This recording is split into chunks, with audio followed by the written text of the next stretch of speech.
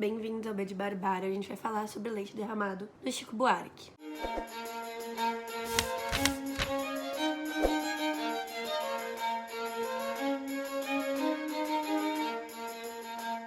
Bom, como vocês sabem, eu e o Nicolas, do canal As Zorras Muertas e Outras Zorras, estamos fazendo uma playlist aí com resenhas de todos os livros escritos pelo Chico Buarque.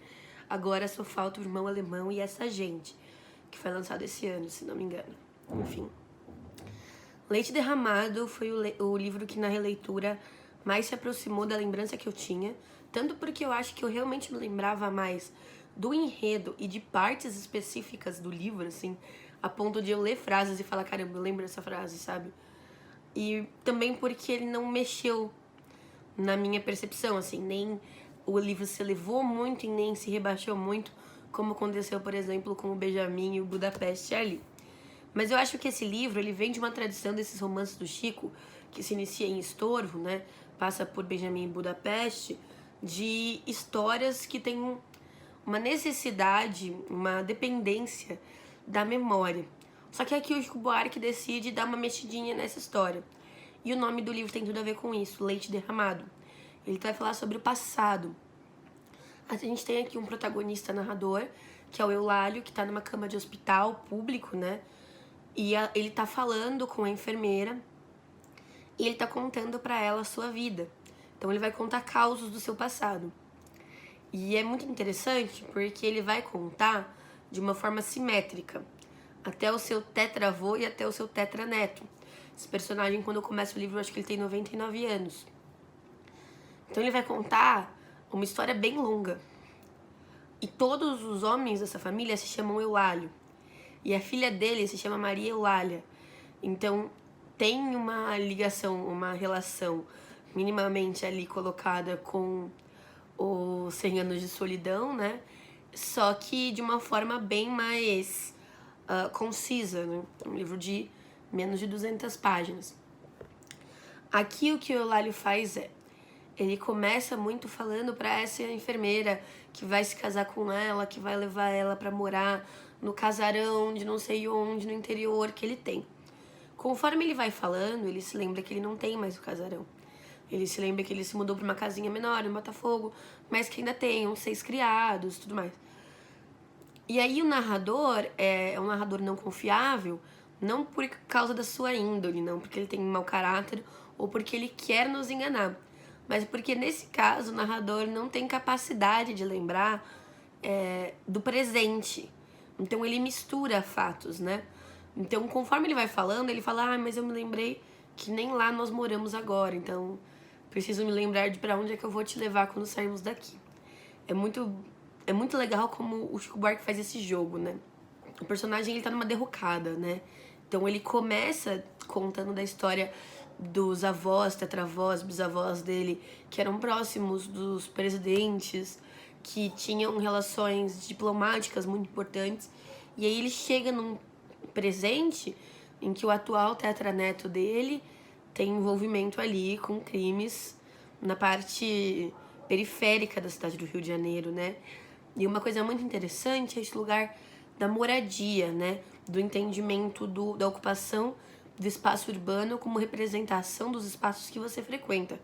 Porque ele começa falando... eu vou até pegar aqui porque é bem na primeira página mesmo, onde que é essa aqui. Fazenda na Raiz da Serra. Então tem a Fazenda na Raiz da Serra, tem um casarão do Botafogo. Aí ele vai indo. Aí tem uma hora que ele ganha ele troca, não sei, das moradias por 2 apartamentos em um bairro mais barato. Aí eles se envolvem em dívidas e dos 2 apartamentos, um eles têm que vender pra pagar dívida, o outro eles dividem pra comprar 2 apartamentos. Um pra ele e um pra Maria Eulália, que é a filha dele.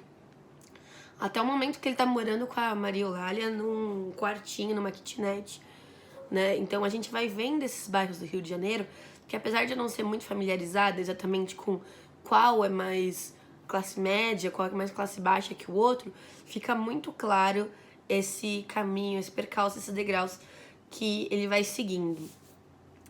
Mas o que acontece? O Eulálio, ele é um ponto de ruptura na família, porque antes dele, todos os homens envolvidos com política e tudo mais, e aí ele toma decisões que acabam rompendo com uma tradição e outras coisas acabam acontecendo sem o poder de escolha dele, né?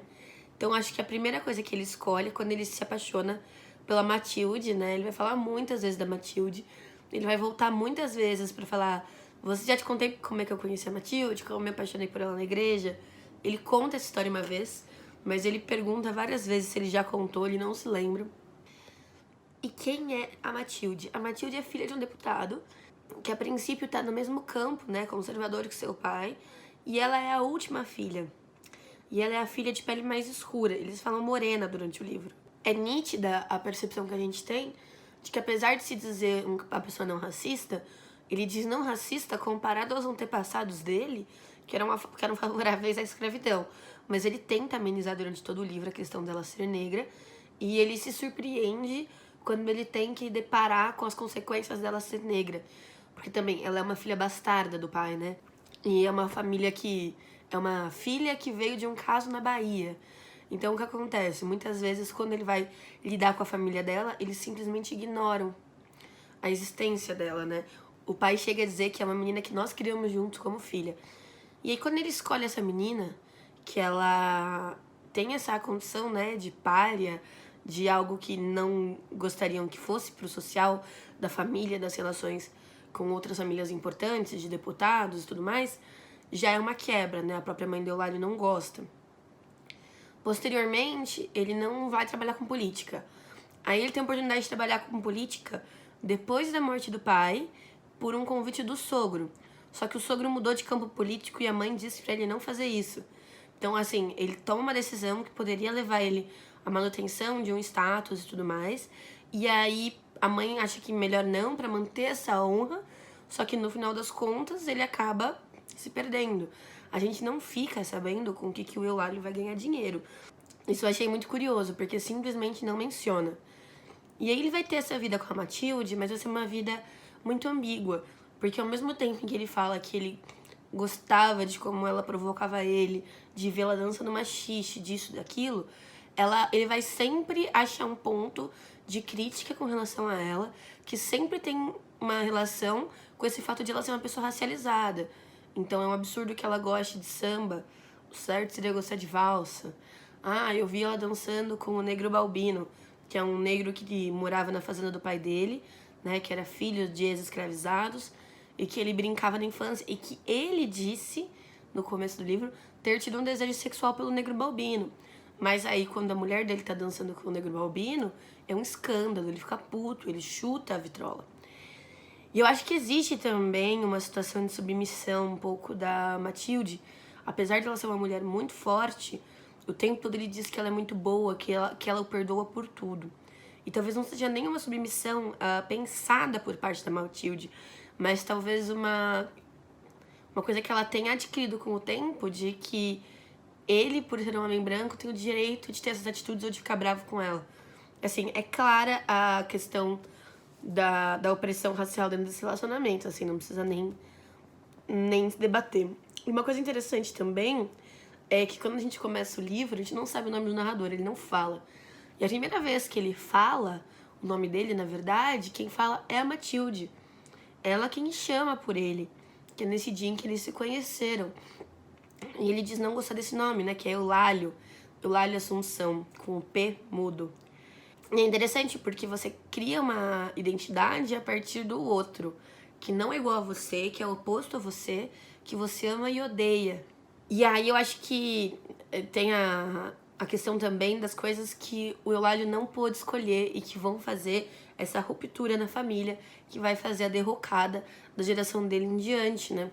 Porque, por exemplo, quando o filho da Matilde nasce, a mãe dele traz roupinhas azuis, porque todos os Eulálios sempre tiveram filhos homens, e ela traz roupinhas azuis. Ela nem tinha pensado em perguntar.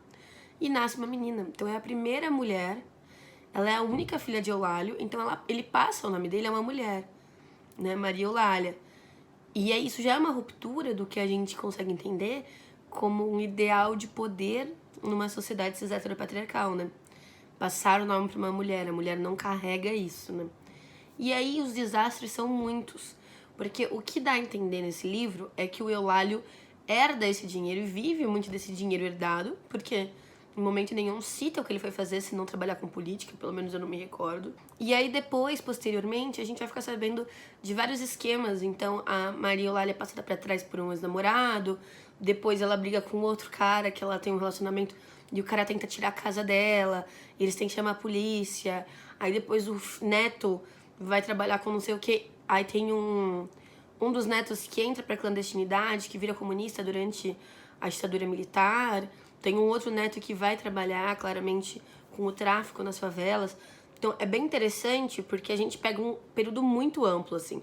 Eu não lembro qual que é o presidente mais antigo que ele comenta, mas ele comenta presidentes do século XIX, e aí depois a gente chega a falar sobre a ditadura militar e sobre os tempos mais atuais ainda, né?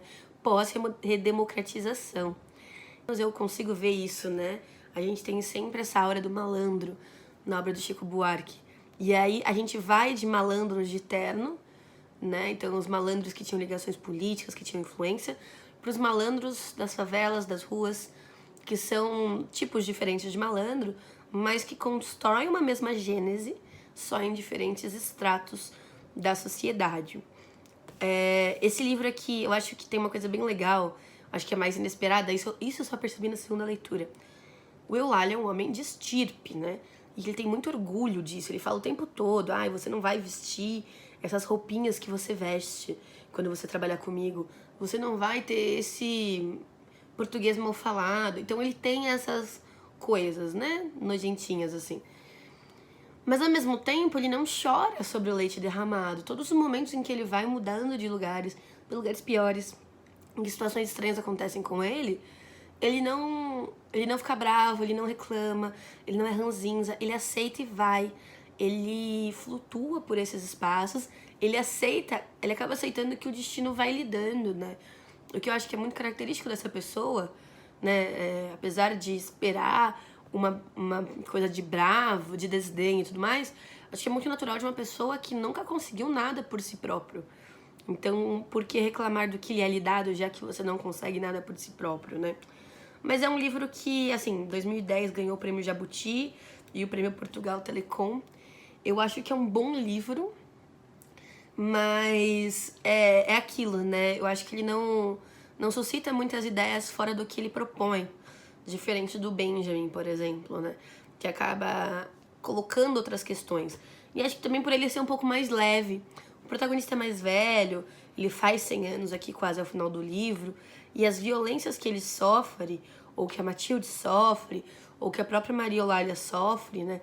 Que são os que são os mais focados ali, que é um núcleo mais próximo, familiar, são violências muito mais da ordem social, verbal, e não agressões físicas, por exemplo, como as que acontecem em Benjamin, em Budapeste, em que a gente tem armas mesmo na narrativa. Bom, pessoal, acho que é isso. Eu não sei muito mais o que dizer sobre esse livro. O meu vídeo saiu um pouquinho atrasado, o vídeo do Nicolas já deve ter saído. Dei uma olhadinha na playlist, então, pra acompanhar os meus vídeos e os dele. E daqui umas 2 semaninhas a gente volta com o Irmão Alemão.